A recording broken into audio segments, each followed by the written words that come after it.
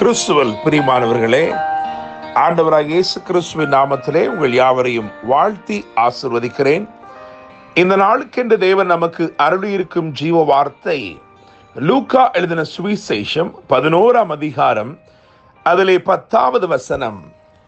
ஏனென்றால் கேட்கிறவன் எவனும் பெற்றுக்கொள்ளுகிறான், தேடுகிறவன் கண்டடைகிறான், தட்டுகிறவனுக்கு திறக்கப்படும். இந்த அதிகாரத்தின் துவக்கத்திலே, அதாவது 11ஆம் அதிகாரம் 1ஆம் வசனத்திலே, அவர் ஓரிடத்திலே ஜெபம் பண்ணி முடித்த போது என்று எழுதியிருக்கிறது. என கேட்கிற தேவனுடைய பிள்ளைகளே, அந்த ஜெபம் வித்தியாசமாக இருந்தபடினால், இயேசு கிறிஸ்துவின் ஜெபம் வித்தியாசமாக இருந்தபடினால், அவருடைய சீஷர்கள் அவரிடத்திலே எங்களுக்கு ஜெபிக்க கற்றுத்தாரும் என்று வேண்டிக் கொண்டார்கள்.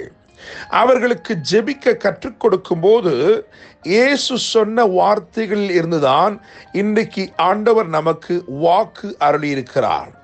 எனவே நான் நம்புகிறேன், விசுவாசிக்கிறேன், இந்த நாளிலே நிச்சயமாய் நீங்கள் கேட்டு பெற்றுக்கொள்ளப் போகிறீர்கள். ஆச்சரியமான காரியங்களை, அதிசயமான காரியங்களை, அற்புதமான காரியங்களை இந்த நாளிலே கர்த்தர் உங்கள் வாழ்க்கையிலே அருளுகிற ஒரு நாளாய் இருக்கிறது. தேவனுடைய பிள்ளைகளே, நான் வாசிக்கிற இந்த வசனத்திலே, கேட்கிறவன் எவனும் பெற்றுக்கொள்ளுகிறான், தேடுகிறவன் கண்டடைகிறான், தட்டுகிறவனுக்கு திறக்கப்படும் என்று எழுதியிருக்கிறது. நான் நம்புகிறேன், இந்த நாளிலே தேவன் உங்களை பெற்றுக்கொள்ளுகிறவர்களாய் மாற்றுகிறார். நீங்கள் கண்டடைய போகிறீர்கள். மாத்திரமல்ல, உங்களுக்கு முன்பதாய் திறந்த வாசலை கர்த்தர் வைக்கப் போகிறார். என கேட்கும் தேவனுடைய பிள்ளைகளே, இந்த ஜெபத்தை குறித்த பாடத்தை கற்றுக் கொடுக்கும் பொருட்டு ஆண்டவர் திருஷ்டாந்தப்படுத்தி, அதாவது ஒரு சிநேகிதனையும் ஒரு குமாரனையும் வைத்து அதை திருஷ்டாந்தப்படுத்தி உணர்த்துவதை நாம் இங்கே கவனிக்கலாம். 5ஆம் வசனத்திலிருந்து 8ஆம் வசனம் வரைக்கும் கவனிக்கும் பொழுது, ஒரு சிநேகிதனை வைத்து அவர் சொல்ல விரும்புகிற கருத்துக்களை திருஷ்டாந்தப்படுத்துகிறார். 11ஆம் வசனத்திலிருந்து 13ஆம் வசனம் வரைக்கும் ஒரு மகனை வைத்து, ஒரு குமாரனை வைத்து தாம் சொல்ல விரும்பும் கருத்துக்களை ஆழமாய் பதிவிட்டு அதை திருஷ்டாந்தப்படுத்துகிறார். ஏன் இப்படி செய்தார் என்பதை கவனித்து பார்க்கும் பொழுது, ஒரு சிநேகிதனிடத்திலே இருதயத்தில் உள்ளதையெல்லாம் நாம் வெளிப்படுத்துவோம். ஒரு குமாரனிடத்திலே இல்லத்தில் உள்ளதையெல்லாம் வெளிப்படுத்துவோம்.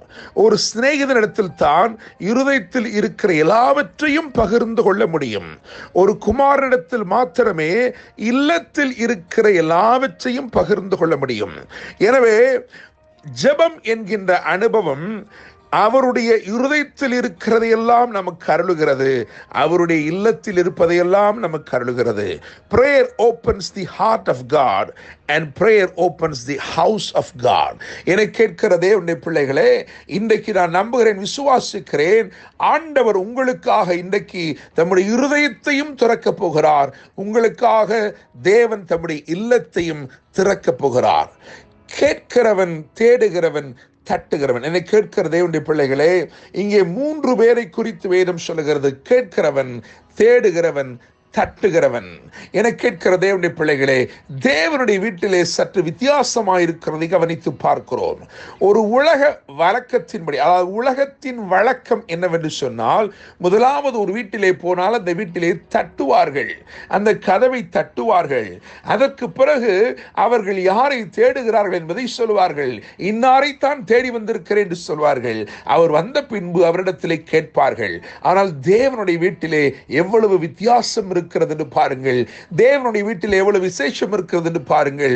இங்கே முதலாவது கேட்கிறான், அதற்கு பின்பு தேடுகிறான், அதற்கு பின்பு தட்டுகிறான். இன்றைக்கு ஆண்டவர் சொல்லுகிறார், கேட்கிறவன் எவனும் பெற்றுக்கொள்ளுகிறான், தேடுகிறவன் கண்டடைகிறான், தட்டுகிறவனுக்கு திறக்கப்படும். எனவே நான் நம்புகிறேன், விசுவாசிக்கிறேன், இந்த நாளிலே நீங்கள் பெற்றுக்கொள்ளப் போகிறீர்கள். இந்த நாளிலே நீங்கள் கண்டடைய போகிறீர்கள். இந்த நாளிலே சகலமும் உங்களுக்கு முன்பதாய் திறக்கப்பட போகிறது. கர்த்தரே இதை உங்கள் வாழ்க்கையிலே செய்ய போகிறார். என கேட்கும் தேவனுடைய பிள்ளைகளே, விசேஷமாக இந்த பகுதியிலே 3 காரியங்களை பிள்ளைகள் கேட்க வேண்டும் என்று எழுதியிருக்கிறது. அவைகளை குறித்து மாத்திரம் தியானிக்க போகிறோம். பிள்ளைகள், ஒரு குமாரன், நீங்கள் தேவனுடைய பிள்ளைகளாய் இருந்தால் நீங்கள் என்ன கேட்க வேண்டும், நீங்கள் என்ன பெற்றுக்கொள்ளப் போகிறீர்கள்? முதலாவது இங்கு எழுதியிருக்கிறது, அவன் அப்பத்தை கேட்டால் என்று எழுதியிருக்கிறது. 11ஆம் வசனத்திலே அப்பத்தை கேட்டால். என கேட்கிற தேவனுடைய பிள்ளைகளே, இந்த நாளிலே அப்பம் எதற்கு அடையாளமாக இருக்கிறது என்றால் பலத்திற்கு அடையாளமாக இருக்கிறது. அது ஆரோக்கியத்திற்கு அடையாளமாக இருக்கிறது. இன்று கர்த்தர் உங்களை பார்த்து சொல்கிறார், நீங்கள் ஆரோக்கியத்திற்கு அடுத்தவைகளை, பலத்திற்கு அடுத்தவைகளை கேட்டு பெற்றுக்கொள்ளுங்கள். காரணம், அது உங்களுடைய சுதந்திரமாய் இருக்கிறது, உங்களுக்காய் வைத்து வைக்கப்பட்ட நன்மையாய் இருக்கிறது. எனவே இந்த நாளிலே நீங்கள் சுகவீனத்தோடு இருந்தால் நீங்கள் ஆரோக்கியத்தை கேட்டு பெற்றுக்கொள்ளுங்கள், பலத்தை கேட்டு பெற்றுக்கொள்ளுங்கள். கர்த்தர் உங்கள் வாழ்க்கையிலேயே வல்லமை அதிகரிக்க பண்ணுகிறார். எனவே ஆரோக்கியமும் பலமும் உங்களுடையதாக இருக்கிறது. இரண்டாவது கேட்க வேண்டியது என்னவென்று சொன்னால், மீனை என்று எழுதியிருக்கிறது. மீனை கேட்க வேண்டும் என்று எழுதியிருக்கிறது. மீன் ஆழங்களிலே வாழக்கூடியது.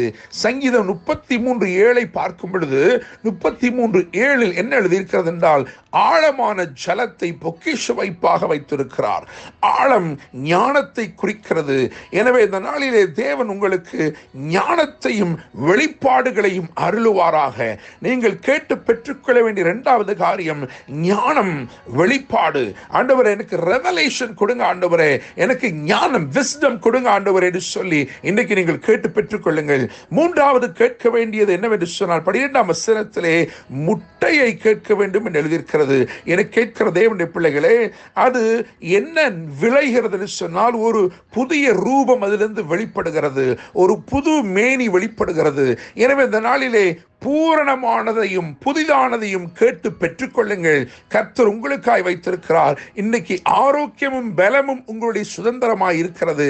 ஞானமும் வெளிப்பாடும் உங்கள் சுதந்திரமாய் இருக்கிறது. மாத்திரமல்ல, புதிதும் பரிபூர்ணமானதும் உங்கள் வெளிப்பாடாக இருக்கிறது.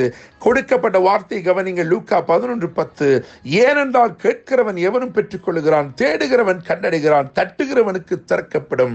கர்த்தர் தாமே இந்த வார்த்தைகள் மூலமாய் இன்று உங்களை ஆசீர்வதித்து வாழ வைப்பாராக. என்று அன்புடன் pastor Daniel Moses. God bless you.